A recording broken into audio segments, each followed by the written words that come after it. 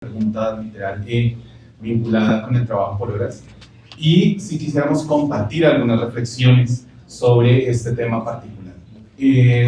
La primera tiene que ver con entender que el trabajo por horas existe en el Ecuador, no es algo que se ha eliminado.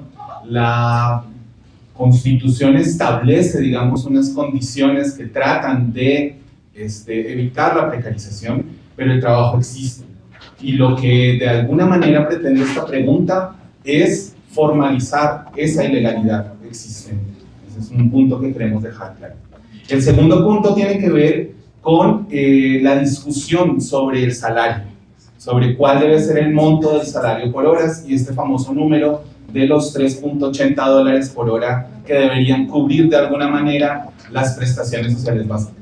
Frente a ese punto, nuestras investigaciones muestran que los trabajadores que hoy en día trabajan por horas en el Ecuador no pueden consumir ni distribuir su salario de la misma forma que los trabajadores en el sector más formal o en una situación más estable.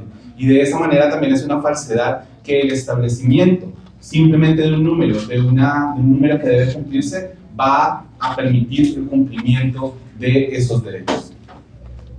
En tercer lugar, es importante darse cuenta además que históricamente, y nosotros hemos venido analizando los datos de la encuesta de empleo, desempleo y subempleo desde el año 2018, nunca los trabajadores por horas han podido superar esa barrera del salario por hora mínimo que se requiere. El incentivo que tienen los empresarios y los empleadores para contratar por horas es justamente no cancelar esos valores, ¿no? Si nosotros vemos el problema real, y aquí vienen las tres ideas que yo quisiera plantearles, es justamente cómo el trabajo por horas, tal cual como está hoy en día, que es una función muy ilegal, digamos, del sistema empresarial, afecta principalmente a sectores de la población que están en una situación más vulnerable que los demás. El dato principal es que hoy en día el sector de los trabajadores por horas, las personas que trabajan menos de 20 horas a la semana, está compuesto principalmente por mujeres, en una proporción de 2 a 1. En esa proporción, apenas con un muy poquito margen, los hombres suelen ganar $3.92 por hora en promedio, mientras que las mujeres ganan 2.90. Las mujeres hoy en día están 90 centavos por hora por debajo de lo mínimo que se requiere según esta supuesta versión del Ministerio de Trabajo. Entonces el trabajo por horas afecta principalmente a las mujeres. Si nos movemos hacia el ámbito de lo interétnico, nos encontramos con que, por ejemplo, las poblaciones indígenas en un 35% son trabajadores por horas. Es la proporción más alta de todas las demás identificaciones étnicas del país.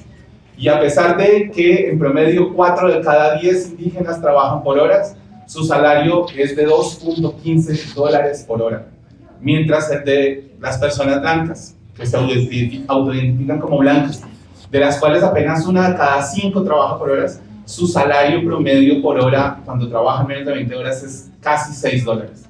Esas diferencias enormes que nos muestran cómo nuestra sociedad sigue siendo una sociedad profundamente machista, que ataca a las mujeres, que ataca a las comunidades marcadas étnicamente, no se va a solucionar con establecer, según la sentencia de la Corte Constitucional, que el trabajo por horas no puede ser precario, porque definitivamente la experiencia de los últimos años nos muestra que el trabajo por horas es una forma de precarización.